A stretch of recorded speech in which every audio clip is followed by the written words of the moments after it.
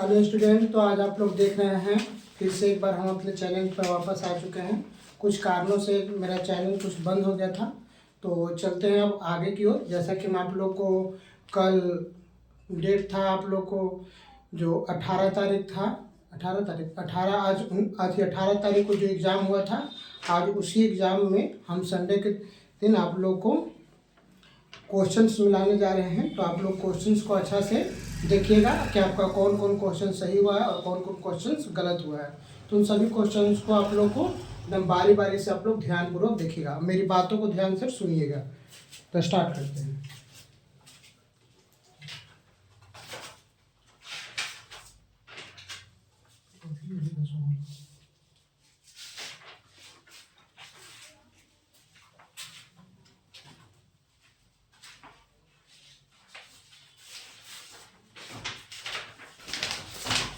तो जैसा कि आप लोग देखे थे संडे के दिन एग्जाम हुआ था, उस एग्जाम में पहला क्वेश्चन यह था कि 130 क्लास टेंथ का ठीक ना टेस्ट नंबर 1, ठीक ना। डेट इसका था, डेट 18 तारीख को हुआ था, संडे का 18 तारीख 1वां महीना 2026 को टेस्ट हुआ था। तो उस टेस्ट में हम आप लोग को कुल नंबर ऑफ क्वेश्चंस की संख्या थी कुल टोटल आप लोग को थी 36। अब उन 600 क्वेश्चंस को हम मिलाएंगे। तो जैसे कि हम लोग आप लोग देखते हैं, तो पहला क्वेश्चन था कि यदि 130 बराबर 15 गुने 8 गुने 10 है, तो कह रहा है कि यदि 130 बराबर 15 गुने 8 गुने और प्लस में 10 था एवं 15 बराबर 5 गुने 3 प्लस में 0 था, तो एचसीएफ क्या होगा। तो इसका एचसीएफ जहां पर 0 आ जाता है उसका, क्योंकि हम लोग यूक्लिड विभाजन से जानते हैं, यूक्लिड विभाजन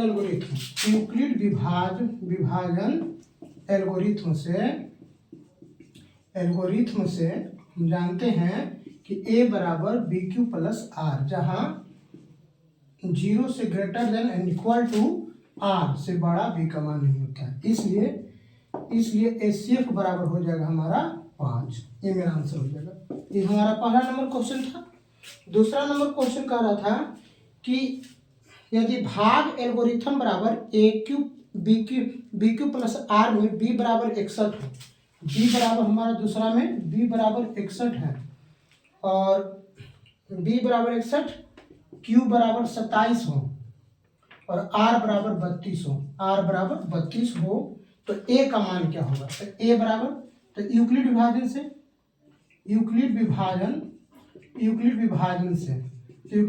से ए बराबर बी क्यू प्लस आर होता है। तो बी के मान है 61 और क्यू के मान है 27 और प्लस में 32। तो हम लोग 61 में 27 से गुना करेंगे तो कितना हो जाएगा, 7 एकम 7 और 7 छक 42 और 2 एकम 2 और 6 दूनी 12, यानी कि 7 4 और 6 1, यानी कि 1647। अब प्लस में आर है तो प्लस में 32 जोड़ दीजिए, 7 दूनो 4 3 7 6, यानी कि हमारा ए का मान हो गया 1679। ये मेरा दूसरा नंबर का आंसर हो गया। जैसा कि हम लोग देखें कि पहला और दूसरा बन गया। अब हम लोग तीसरा क्वेश्चन, जैसे कि दोनों था क्वेश्चन यूक्लिड विभाजन एल्गोरिथम से, दोनों ही क्वेश्चन यूक्लिड विभाजन एल्गोरिथम से था। तो हम लोग देखिए कि यूक्लिड विभाजन एल्गोरिथम से क्या होता है। अब उसके बाद हम लोग आगे चलते हैं। क्वेश्चन नंबर 3 क्या रहा है कि यदि Q एक पूर्णांक संख्या है तो निम्नलिखित में कौन धनात्मक विषम पूर्णांक हो। तीसरा नंबर क्वेश्चन कह रहा है कि कौन धनात्मक विषम पूर्णांक है। तो तीसरा का आंसर हो जाएगा हमारा, हो जाएगा 6q + 1, 6q + 2 और 6q + 4 और 6q + 6 है। तो इसलिए ऑप्शन नंबर ए हो जाएगा 6q + 1, क्योंकि हमारा धनात्मक विषम पूर्णांक कह रहा था, इसलिए एक प्रकार का विषम संख्या है।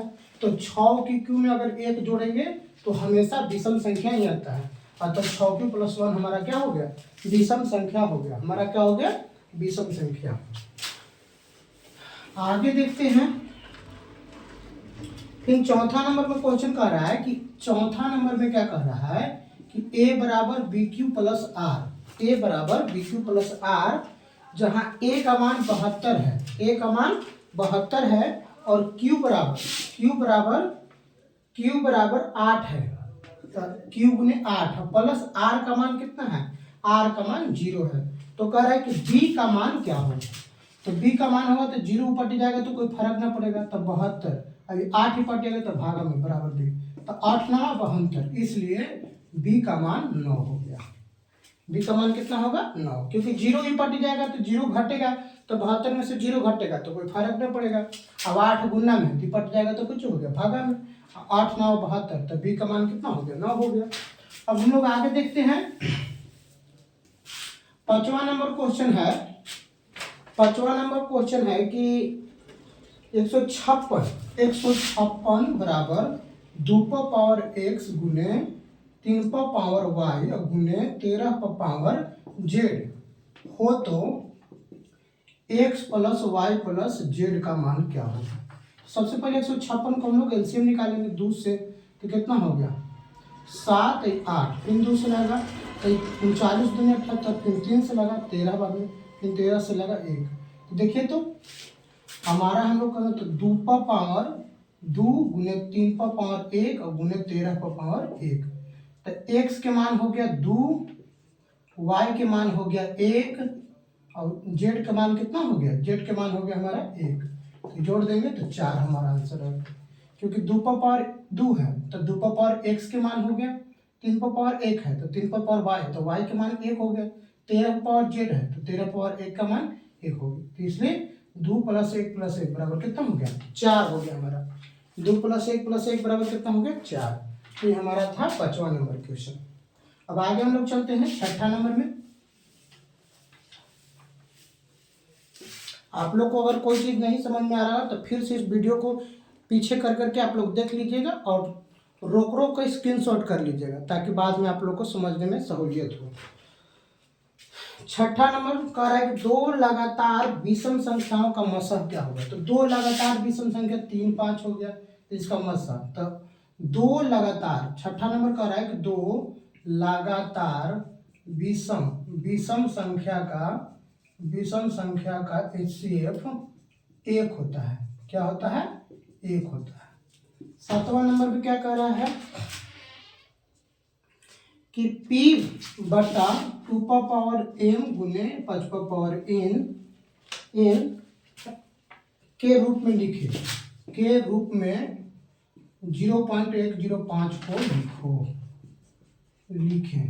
तो देखिए ये 0.5 को कैसे लिख देंगे, 105 बटा 1000, क्योंकि पॉइंट के बाद 3 गुना तो 3 में 0। अब 1000 को एलसीएम लीजिए, 2 से 500 बार में, 2 से 250 बार में, 2 से 125 बार में, 5 से 25 बार में, 5 से 5 बार में, 5 से 1 बार, तो 2 पावर क्यू और गुने 5 पावर क्यू, तो क्या हो गया इस रूप में लिखा गया। तो इसलिए बराबर में 105 बटा 2 क्यू और 5 क्यू हो गया, मेरा आंसर हो गया। तो हमारा 7वां नंबर क्वेश्चन हो गया। अब हम लोग 8वां की ओर देखते हैं। पोकरा में होगा, देखो ना लिखे वाला है मार्कर। उसके बाद आगे हम लोग देखते हैं कि मसा का 8वां नंबर क्वेश्चन क्या कर रहा है, 19 लेके लगा ना।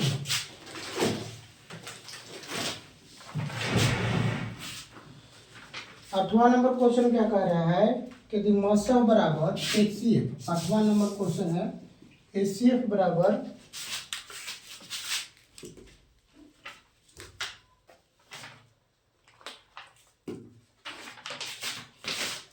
8वां नंबर में क्वेश्चन कह रहा है कि HCF बराबर 25 और फिर कह रहा है कि LCM बराबर कह रहा है 50। तो दोनों संख्याओं का गुणनफल क्या होगा। तो दोनों संख्याओं का गुणनफल बराबर होता है HCF गुने LCM होता है। तो ये 25 है, ये 50 है, तो ये 1250 हमारा हो जाएगा। हो गया कि ना। दोनों संख्याओं का गुणनफल बराबर HCF गुने LCM होता है, तो 25 गुने 50 बराबर दोनों संख्याओं का गुणनफल निकल गया। 9वां नंबर क्वेश्चन क्या कह रहा है कि 140 बराबर 2 का पावर x और गुने 5 का पावर y और गुने 7 का पावर z। तो कह रहा है कि x plus Y plus Z का मान क्या होगा। तो 140 को एलसीएम लेंगे, 2 से 70 बार में, 2 से 35 बार में, फिर 5 से 7 बार में, फिर 7 से 1 बार में, यानी कि कितना है 2 का पावर 2, 5 का पावर 1 और 7 का पावर 1। तो 2 का पावर x था तो x के मान 2 हो गया, 5 का पावर y था तो y के मान 1 हो गया, 7 का पावर z था तो z के मान 1, जोड़ करके कितना आ गया 4, हमारा आंसर हो गया। 9 नंबर का बन गया। 9 नंबर बिल्कुल था किसकी तरह, तो बिल्कुल 5 की तरह था 9 नंबर। अब देखेंगे हम लोग आगे, तो हम लोग आगे देखते हैं 10वां में क्वेश्चन कह रहा है 10वां नंबर में क्या कह रहा है कि दो संख्याओं का मध्य 15 हो, यानी कि 10वां नंबर में कह रहा है कि एचसीएफ हमारा दो संख्याओं का 15 हो। और फिर कह रहा है कि एलसीएम, यानी कि एलसीएम बराबर हमारा क्या कितना कह रहा है कि एलसीएम बराबर 105 हो। कितना है, एलसीएम बराबर 105 हो। तो उनमें से एक संख्या, पहली संख्या हमारा 5 है, तो कह रहा है कि दूसरी संख्या क्या होगा। तो जब एचसीएफ और एलसीएम और पहली संख्या दे रहता है तो दूसरी संख्या का फॉर्मूला होता है एलसीएम गुने एचसीएफ और बटा में पहली संख्या। तो हम लोग देखेंगे एलसीएम का मान कितना है 105, एचसीएफ का मान कितना है 15 और पहला तो 5, तो कट जाएगा 21 × 75 से, फिर 21 गुने 15 कर दीजिए तो कितना हो जाएगा। तो 21 में हम 15 से गुना करते हैं तो कितना होगा 21 × 75 से 21, 5 हो गया, 1 हो गया 3, तो कितना हो गया 21 × 75 से तो 315 हो गया। कितना हो गया 315 हमारा आंसर हो गया। कितना हो गया हमारा 315 हमारा आंसर हो गया 10वां नंबर का। अब देखिए जैसे कि हम 11 नंबर क्वेश्चन को हम लोग देखते हैं कि 11 नंबर क्वेश्चन क्या कहेगा। तो Q एक धनात्मक पूर्णांक है। Q क्या है, Q एक धनात्मक पूर्णांक है। तो निम्नलिखित में से कौन सा धनात्मक समपूर्णांक है। तो धनात्मक समपूर्णांक, तो 2Q हमारा धनात्मक समपूर्णांक होगा क्योंकि 1, 3, 5, 7 ये सब क्या है विषम संख्या है। क्या है, विषम संख्या। हमसे क्या पूछा जा रहा है, धनात्मक। तो धनात्मक क्या हो गया क्योंकि 2Q + 0, 0 भी एक प्रकार का समपूर्णांक है। अब देखेंगे आगे, उसके बाद 12 नंबर देखेंगे। तो 12 नंबर में कह रहा है कि 192 के अभाज्य गुणनखंड क्या होगा। तो 192 के अभाज्य गुणनखंड, तो याद देखो एक नियम होता है, एक नियम के बारे में हम आप लोग को बता देते हैं। अंक गणित की आधारभूत प्रमेय होता है। अंक गणित के आधारभूत प्रमेय होता है। तो किसी भी भाज्य संख्या को अभाज्य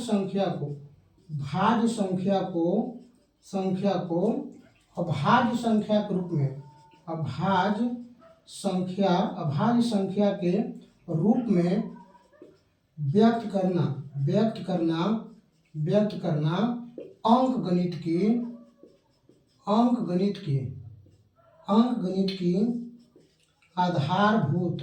आधारभूत प्रमेय कहलाती है।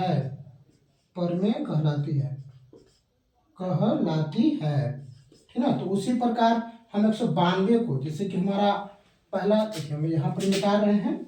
जैसे कि देखिए हमको निकालना है क्या चीज़ का, 192 का। तो 192 के हम निकालते हैं। तो पहला में हम किससे लगाएंगे, तो पहला में हम 2 से लगाएंगे।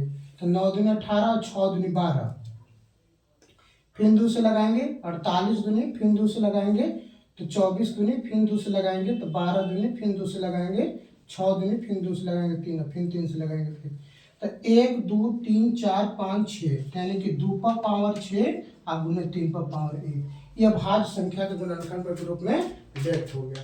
तो यह हमारा आंसर हो जाएगा। हम लोग 12 तक देख लिए। अब हम लोग आगे बढ़ते हैं 13 नंबर सवाल की ओर कि 13 नंबर सवाल में क्या कह रहा था। चलिए तो हम आगे बढ़ते हैं। जिसको भी स्क्रीनशॉट लेना होगा अपना ले लीजिएगा अच्छा से, ताकि आप लोग को ध्यान रहे इस बात को।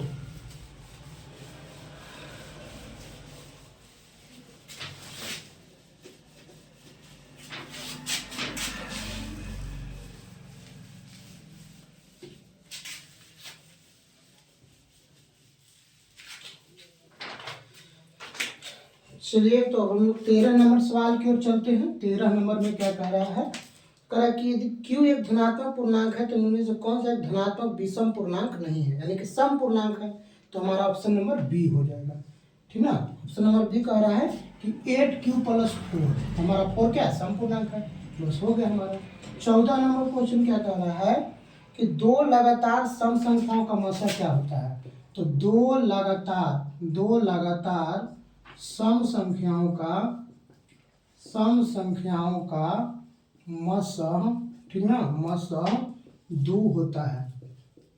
जैसे कि 2 4, तो इसका एचसीएफ हमारा क्या हो जाएगा, हमारा 2 हो जाएगा, सिंपल। तो इसीलिए उसके बाद 15 नंबर क्या कह रहा है, दो संख्याओं का गुणनफल, पहली संख्या गुने दूसरी संख्या का गुणनफल हमारा कितना दिया है, 8670, और कह रहा है कि उसका एचसीएफ जो है वो 17 दिया है। तो कह रहा है कि एलसीएम क्या होगा, एलसीएम।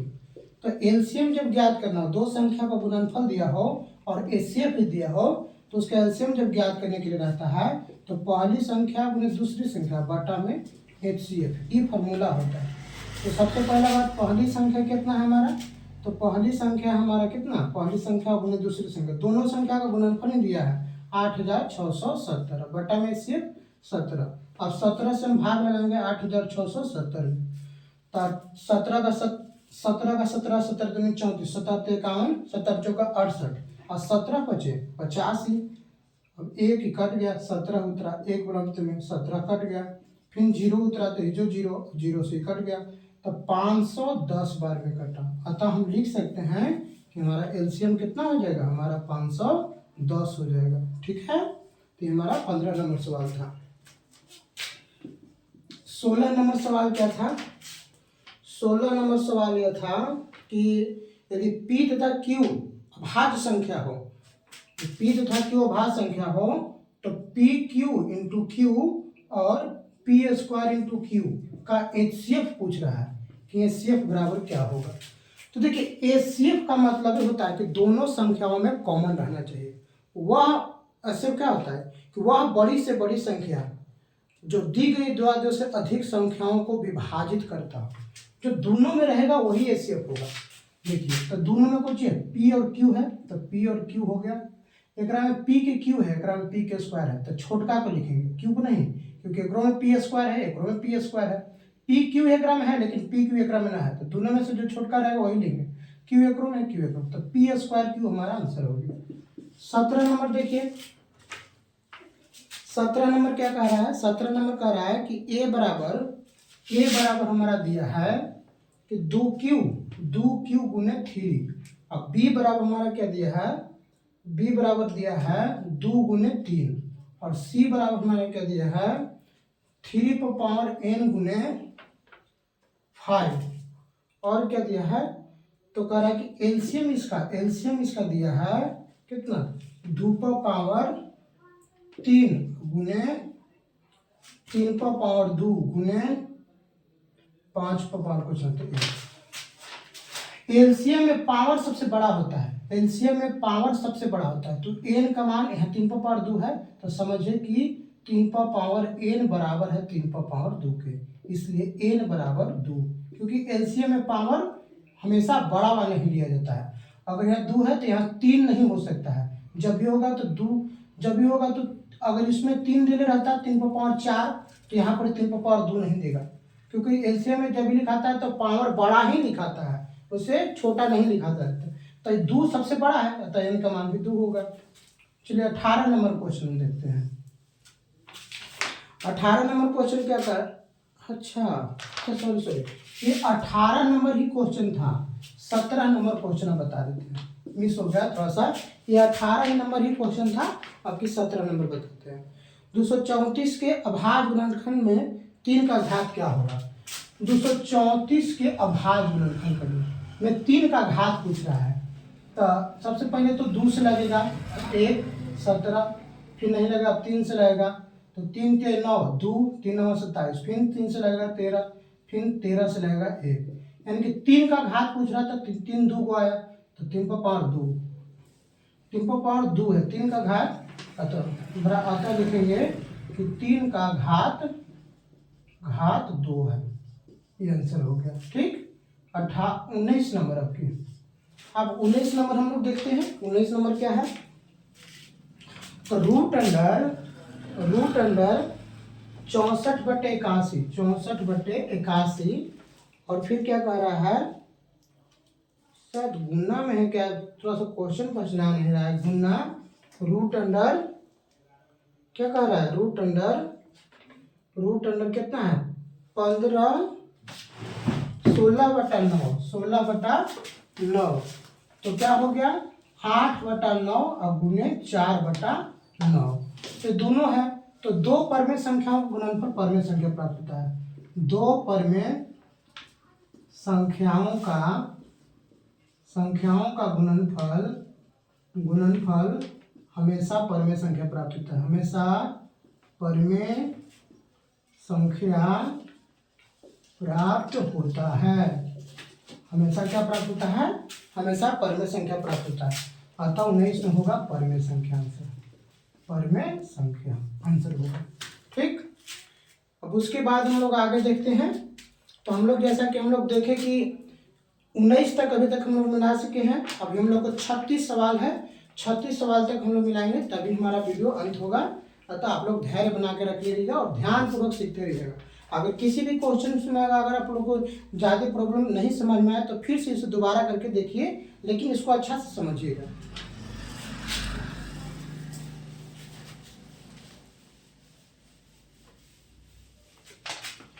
तो सबसे पहले 20 नंबर सवाल में हम लोग देखते हैं। 20 नंबर सवाल कर रहा है कि दो परमेय संख्या, एक है 3 + √6 और फिर क्या है? वो 3 + एगो है 3 + √5। 3 + √5 का गुणनफल क्या होगा? का गुना करना है। तो देखिए, तो 3 इसे गुना करना है तो 3 निकाले और इसको लिख दिए 3 + √5। फिर प्लस में 6 निकाले, इसको तोड़ दिए और फिर यही लिखे 3 + √5। तो देखिए, तो 3 में 3 से गुना किया 9, 3 में 5 से गुना 3 √5, 6 में 3 से गुना किया 18, 6 √5। तो देखिए, तो 18 और 9 कितना हो गया? 27 और √5 तो √5 तो 6 3 9 √5। तो ये भी क्या है? अपरमेय संख्या है। क्या है? अपरमेय संख्या। 21 नंबर सवाल देखिए। 21 नंबर सवाल क्या कह रहा है कि √10 और √15 कह रहा है कि √10 गुने √15 का मान क्या होगा? तो रूट अंडर 150 होगा, तो 150 को क्या होगा? 150 को रूट अंडर 25 गुने 6, तो 5√6। ये भी क्या है? अपरमेय। क्या है? अपरमेय। ठीक है, रूट में जब मान रह जाता है तो वह परमेय संख्या हो जाता है। अगर रूट से पूरा निकल जाता है रूट, तो हम लोग परमेय संख्या कहते हैं, लेकिन रूट में जो मान रह जाता है वह परमेय संख्या ही कहलाता है। इसके 22 नंबर क्वेश्चन देखते हैं। 22 नंबर क्वेश्चन क्या कह रहा है? 22 नंबर क्वेश्चन कह रहा है कितना? डॉट डॉट डॉट, अगर किसी संख्या में यदि दशमलव के बाद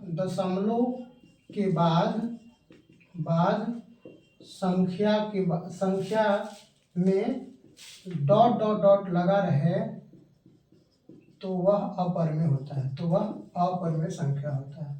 तो वह अपरमेय संख्या होता है। चलिए 23 नंबर। तो इसका 22 का अपरमेय संख्या आंसर हो जाएगा। 23 नंबर कह रहा है कि एक परमेय संख्या को अपरमेय संख्या गुणनफल कैसा होगा? तो एक अपरमेय संख्या गुणनफल हमेशा 2√3। तो अपरमेय संख्या प्राप्त होगा। अपरमेय संख्या। अब हम आप लोग को बता देते हैं कि वो परिमेय प्लस अपरिमेय, तो हमेशा अपरिमेय प्राप्त होगा। अपरिमेय ही प्राप्त होगा। एक होगा परिमेय और माइनस अपरिमेय, तो हमेशा अपरिमेय ही प्राप्त होगा। अगर परिमेय और गुना अपरिमेय, तो हमेशा अपरिमेय ही प्राप्त होता है। अगर परिमेय और भागा अपरिमेय रहे तो हमेशा अपरिमेय ही प्राप्त होगा। ये भी बात याद रखिएगा। एक पर में एक अपर में अगर रहे उसमें से कुछ हो रहे तो हमेशा वहाँ कुछ प्राप्त होता है, अपर में ही प्राप्त होता है। ठीक, चलिए अब अगला 24 नंबर। 24 नंबर कह रहा है कि 0.3 प्लस 0.4 इसको पर भी रेकरिंग है, इसको पर भी रेकरिंग है, तो 3/9 हो जाएगा 4। अब देखिए इसको बनाते हैं, देखिए रेकरिंग रहता है तो 0 प्लस 3 और जय वो पर रेकरिंग रहता है तय वो नीचे 9, फिर 0 और पॉइंट की जगह प्लस 4, जय वो पर रेकरिंग रहता है तय वो 9।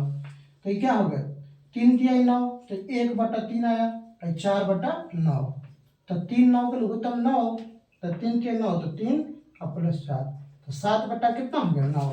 इसे ऐसे भी लिख सकते हैं 0.7 पर रेकरिंग, ऐसे भी लिख सकते हैं हम लोग। ठीक, तो आप लोग को अब 0.57 को सरलतम रूप में लिखिए। देखिए 0 कह रहा है कि 0.57 को सरलतम रूप में लिखिए, 0.57 को। तो ये दोनों पर रेकरिंग है, हम लोग देखिए 0 पॉइंट की जगह प्लस और 5 7 दो को पर रेकरिंग है तो 2 को नीचे 9, तब 0 जुटेगा तो कोई फर्क नहीं, 57/99, तो 33 3 99 और 19 दिया 57, तो 19/33 आंसर हो गया। ये हमारा 25 नंबर था, ये हमारा 25 नंबर था, तो 19/33 हो गया। थोड़ा सा फास्ट आप लोग को लग रहा होगा कि हम फास्ट बता रहे हैं मैथ, लेकिन यह क्वेश्चन बैंक है, ऐसा ही पढ़ने पड़ेगा। कभी हम थ्योरी का चैप्टर लेके आएंगे तो आप लोग को धीरे धीरे से पढ़ाएंगे, आप लोग धैर्य रखिएगा। कह रहा है कि 0 अगला 26 नंबर में क्या कह रहा है कि 26 नंबर क्वेश्चन क्या है, 26 नंबर क्वेश्चन है कि 6 प्लस √125, फिर क्या कह रहा है, फिर माइनस 3 प्लस √5, फिर क्या कह रहा है कि प्लस 1 माइनस 4√5, यही कह रहा है कि इसको सरल कीजिए। इसको क्या करना है, कितना है, अभी पर में है कि अपर में है, तो 6 प्लस √25 के मान हो जाएगा कितना 5√5, माइनस 3 माइनस √5 प्लस 1 माइनस 4√5, 6 में से 3 जाएगा तो 3 बचेगा, प्लस में 5√5, माइनस में 1 हो माइनस में 4 हो तो माइनस 5√5, प्लस में 1 है, इसी कैंसिल 3 और 1 4, अतः ये कौन सी है, पर में है, कौन सी है, पर में संख्या है। आगे हम लोग देखते हैं अभी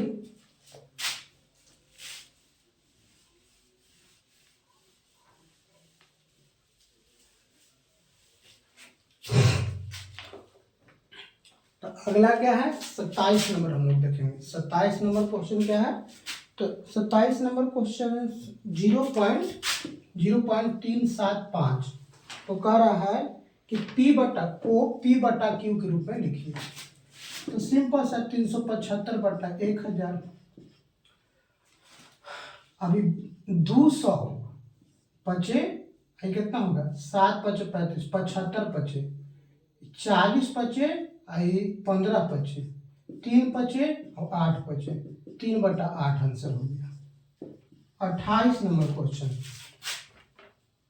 निम्नलिखित में से किस दशमलव प्रसार शांत है, तो किसका दशमलव प्रसार शांत है, तो शांत दशमलव उसी का होता है, शांत दशमलव बराबर हर का गुणनखंड खंड बराबर 2n × 5m के रूप का हो, वही क्या कहलाता है, शांत दशमलव होता है। 29 नंबर में √81/2, तो 9/2, अतः कौन सी है, पर में है, कौन सी है, पर में संख्या है। कह रहा है कि एक परमेय संख्या का परमेय संख्या का योग कैसा होगा, तो बताए थे कि इसके हम अभी जस्ट कहीं यहाँ लिखे थे कि अपरमेय संख्या होगा, यानी कि कहने का मतलब कि एक परमेय संख्या और एक अपरमेय संख्या का योग रहे एक परमेय संख्या, एक अपरमेय संख्या का अंतर रहे, एक परमेय संख्या एक अपरमेय संख्या का गुणनफल रहे, या एक परमेय संख्या एक अपरमेय संख्या का भागफल रहे, हमेशा अपरमेय संख्या प्राप्त होता है। परमेय अपरमेय की बात आ गई तो हमारा परिमाण हमेशा अपरमेय ही प्राप्त होता है। ठीक, चलिए 31 नंबर अब सवाल देखते हैं। अब 31 नंबर हम लोग सवाल देखते हैं।